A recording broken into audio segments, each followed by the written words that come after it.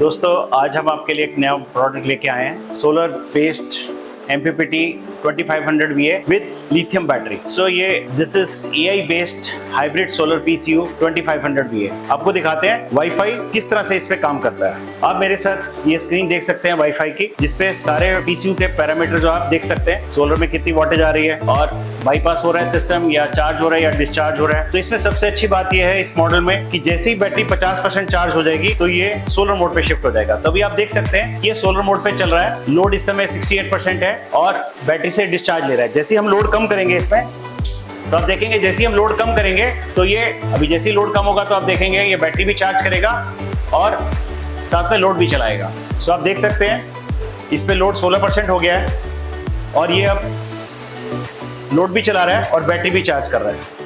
इसका मतलब ये है कि जब भी आपका लोड ज्यादा होगा, जब भी जितना सोलर से जनरेट हो रहा है और जितना लोड है, जैसे ही सोलर से जो जनरेट हो रहा है और लोड में फर्क आएगा, सपोजली लोड ज्यादा है और सोलर से कम आ रहा है, तो ये बैटरी से करंट लेगा एक्स्ट्रा, जिससे ये लोड को चलाएगा। और जैसे ही अगर आपके सोलर पैनल ज्यादा आ रहा है और लोड कम है तो ये बैटरी को चार्ज भी करेगा और लोड भी चलाएगा। आप इस सिस्टम पर देख सकते हैं वाईफाई की स्क्रीन पर कि सोलर से अप्रोक्सीमेटली 972 से 1000 वाट का पावर आ रहा है और 16% का लोड है। क्योंकि लोड कम है तो ये जितनी सोलर की पावर आ रही है इससे बैटरी भी चार्ज हो रही है। जैसे ही हम इसमें लोड बढ़ाएंगे, सपोजली ये 16% लोड है और मैं लोड बढ़ाता हूं, तो आप देखेंगे कि मैं जैसे ही लोड बढ़ाता हूं तो ये जो पावर है इससे बैटरी में जाने की बजाय ये बैटरी से करंट ड्रॉ करना शुरू कर देगा, क्योंकि इसका लोड बढ़ गया है।